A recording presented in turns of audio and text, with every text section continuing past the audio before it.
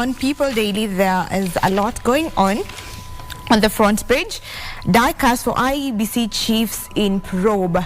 And it goes on to say that the Justice and Legal Affairs team vows to go ahead and write final report to Parliament by the deadline, which is tomorrow, of course.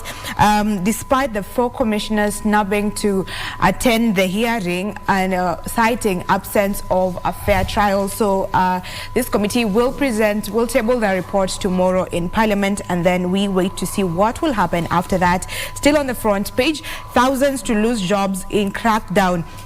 And bar owners are saying that nearly 23,000 will be losing jobs because of this crackdown, and they're comparing it to the times during the COVID-19 period where there was the curfew, and they're saying that it would affect between 400 and 500 establishments, with each employing between 30 and 70 permanent workers. So this will be the effects of the ongoing crackdown on bars and entertainment joints in residential areas.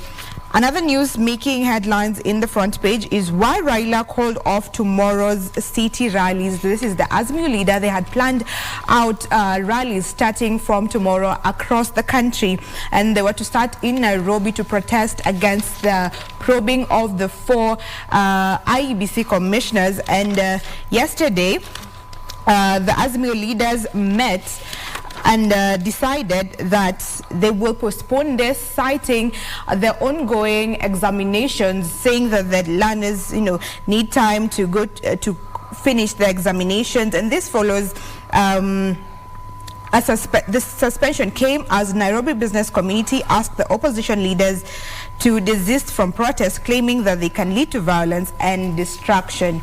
So that's a shift there from what was going to happen. Another story on the front page, another story still in this paper, Life and Times of Ezekiel, the pastor who fills up stadiums.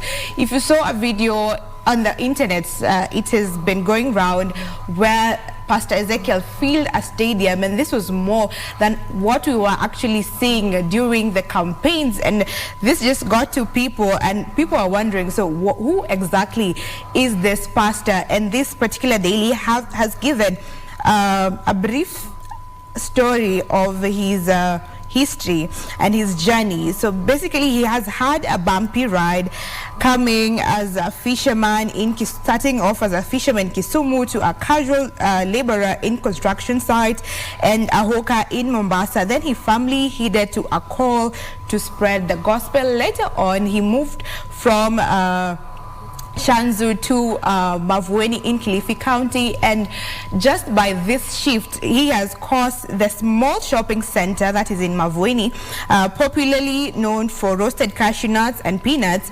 It has now flourished into a 24-hour economy thanks to Odero's New Life Prayer Church there. And remarks of the DP's wife, that is Pastor Dorcas Rigathi, he says that she was in attendance. She stated that Kenyans are starving for the word of God. And finally, on a story that Victor has also touched on, PS battered me for 3 days before labor, claims wife. This is the estranged wife of the principal secretary nominee of cabinet affairs. She was testifying yesterday in a case where Korir is charged with assaulting her on September 17th in Karen. And the court had that the accused, who was then the devolution PS, would call colleagues and pastors to broker a truce whenever he assaulted the complainant.